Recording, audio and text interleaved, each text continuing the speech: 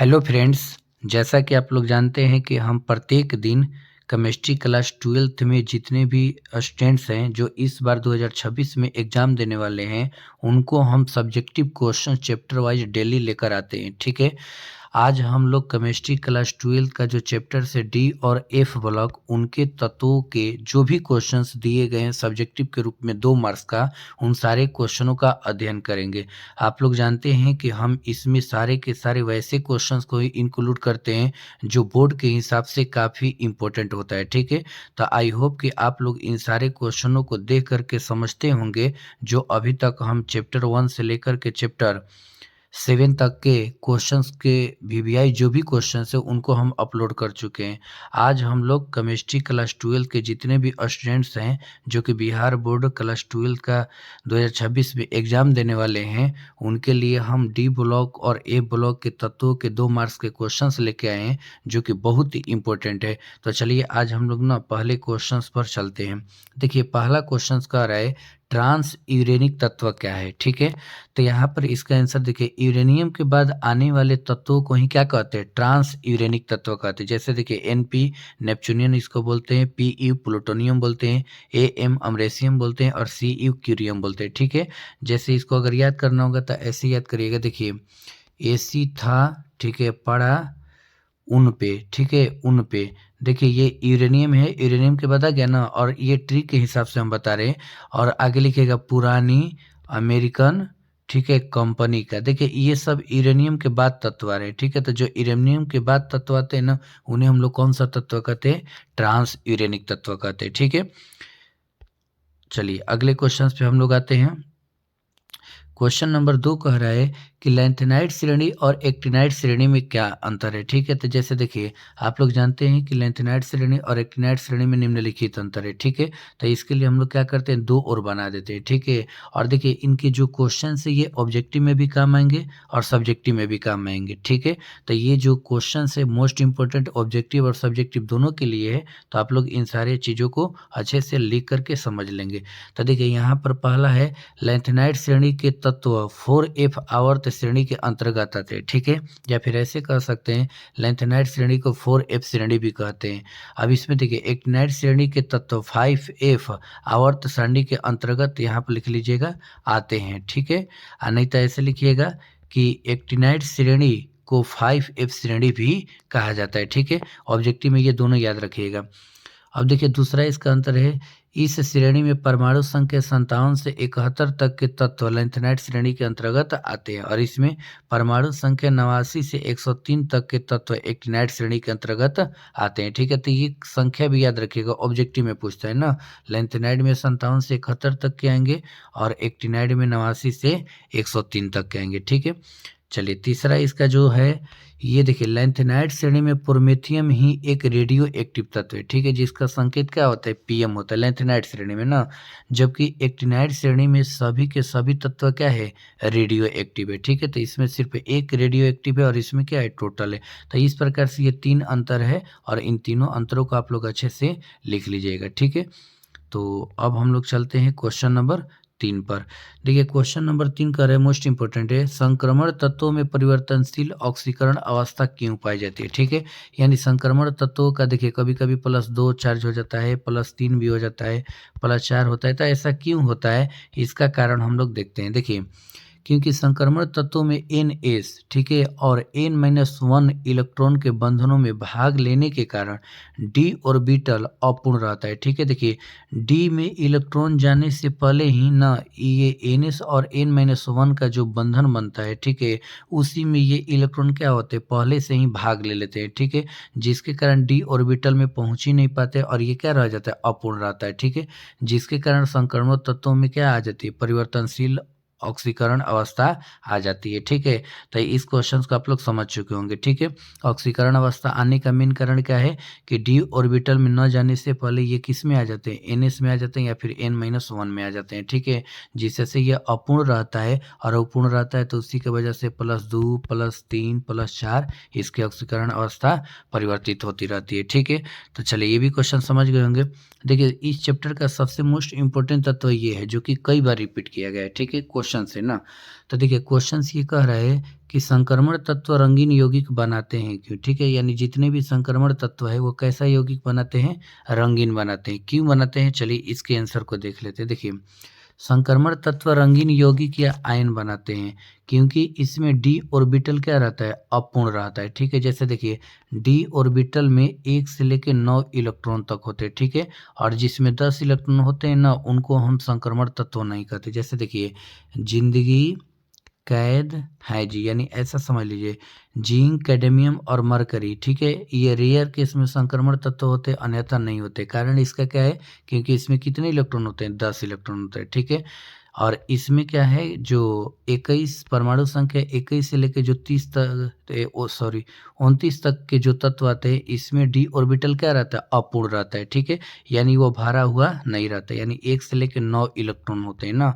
अब इसी के आधार पर हम लोग समझ लेते हैं। देखिए संक्रमण तत्व रंगीन यौगिक या आयन बनाते हैं क्योंकि इसमें डी ऑर्बिटल क्या रहता है, अपूर्ण रहता है, यानी 1 से लेकर 9 इलेक्ट्रॉन तक हो सकते हैं, ठीक है। जिसके कारण वह प्रकाश के किरणों को क्या करते हैं, अवशोषित कर लेते हैं और कुछ किरणों को उत्सर्जित करते हैं, जिसके कारण ये कैसा दिखाई देते हैं, रंगीन दिखाई देते हैं, ठीक है।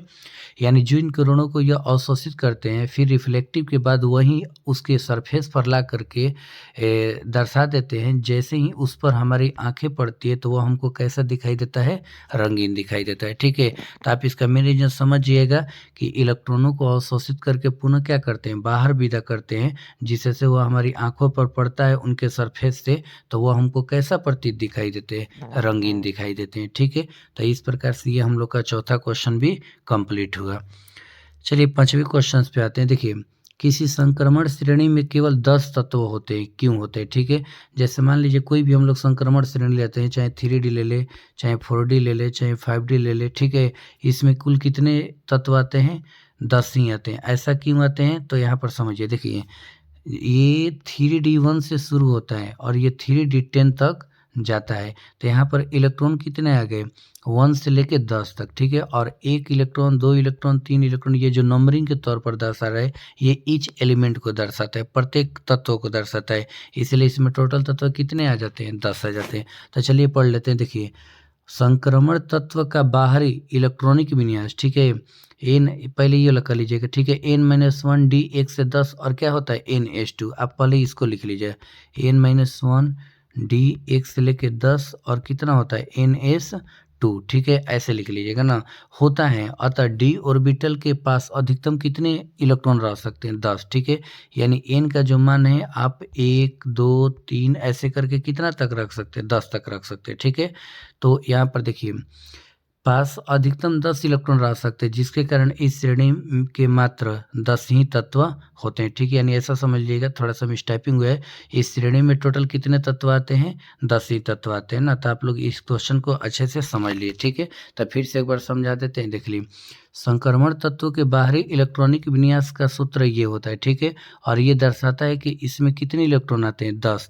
यानी डी ऑर्बिटल के पास अधिकतम 10 इलेक्ट्रॉन ही रह सकते हैं, इसलिए इस श्रेणी में कितने तत्व पाए जाते हैं, 10 ही पाए जाते हैं, ठीक है। आई होप कि ये क्वेश्चन आप लोग समझ गए होंगे। चलिए अगला क्वेश्चन पर हम लोग आते हैं। अगला क्वेश्चन हम लोग का है लैंथेनाइड अंकुचन क्या है। लैंथेनाइड अंकुचन के परिभाषा क्या है, ठीक है। यानी ये यहाँ तक क्वेश्चन करिए या फिर यहाँ तक करिए, ठीक है। दोनों या करके कोई भी दोनों में से क्वेश्चन पूछ सकता है, ठीक है। परिभाषा पूछे या फिर क्या है, ऐसे करके। तो देखिए एकदम छोटा सा सिंपल सा है। देखिए लैंथेनाइड तत्वों में परमाणु क्रमांक बढ़ने पर उनके परमाणु तथा आयनिक आकारों में होने वाली स्थिर कमी को लैंथेनाइड अंकुचन कहते हैं, ठीक है। जैसे देखिए हम लोग जैसे जानते हैं कि वर्ग में ऊपर से नीचे आते हैं तो तत्वों का आकार क्या होता है, बढ़ता है। और आवर्त में बाएं से दाएं जाते हैं तो तत्वों का आकार क्या होता है, घटता है। ऐसा हम लोग पढ़े, ठीक है। उसी प्रकार से इसमें देखिए लैंथेनाइड तत्वों में परमाणु क्रमांक जब हम लोग का बढ़ता है तो उनके परमाणु तथा आयनिक आकारों में होने वाली जो स्थिर कमी होती है, ठीक है, उसी को हम लोग क्या कहते हैं, लैंथेनाइड अंकुचन कहते हैं। जैसे कमी किस प्रकार से होगी, जैसे मान लीजिए सेल हम बना रहे हैं, ठीक है। इसमें कितने सेल है, जैसे मान लीजिए इसमें हम दिखा दिए 1 1 2 3 सेल है, ठीक है। उसी तरह से तत्वों का आकार जितना हम लोग का क्या होगा, ज़्यादा होगा, ठीक है ना, यानी परमाणु क्रमांक जितना ही ज़्यादा होगा उसमें सेलों की संख्या क्या होगी उतना ही ज़्यादा होगी और इलेक्ट्रॉनों की भी संख्या क्या होगी उतना ही ज़्यादा होगी। तो इसी स्थिरता को कि इसमें कितने इलेक्ट्रॉन रह सकते हैं जो कि इस सेल के जो गुणवत्ता है उसको वो बनाए रह सके, उसी को हम लोग कहते हैं ना स्थिर कमी, ठीक है। यानी देखिए कभी-कभी क्या होता है कि बाहर के जो इलेक्ट्रॉन होते हैं कम पड़ते हैं, तो नाभिक उस इलेक्ट्रॉन को क्या करता है, खींचता है, ठीक है। यानी इसके पूरे के पूरे आंतरिक चीज़ों में क्या होता है, कुछ बदलाव होता है ना, कमी आ जाती है। इसी कमी को हम लोग क्या कहते हैं, लैंथेनाइड आंकोचन कहते हैं। जैसा कि आप लोग देख रहे हैं कि लैंथेनाइड तत्व में परमाणु क्रमांक बढ़ने पर उसके परमाणु तथा आयनिक आकारों में होने वाली स्थिर कमी को ही क्या कहा जाता है, लैंथेनाइड आंकोचन कहा जाता है, ठीक है। चलिए अगले क्वेश्चन पर हम लोग आते हैं। अगला क्वेश्चन देखिए, कह रहा है निम्नलिखित के इलेक्ट्रॉनिक विन्यास लिखिए। देखिए ये हम नोट्स में लिखवा भी दिए और ऐसे भी आप लोग को हम ये लिख देते हैं। देखिए ये क्रोमियम है, क्रोमियम अगर रहता तो इसका होता 24, कितना होता 24 होता, ठीक है। लेकिन इसका 3 आयन प्लस में है, तो देखिए जो प्लस में होता है वो क्या होता है, घट जाता है। तो अब कितना क्रोमियम को बचेगा, 21, यानी 21 का हम लोग इलेक्ट्रॉनिक विन्यास निकालेंगे।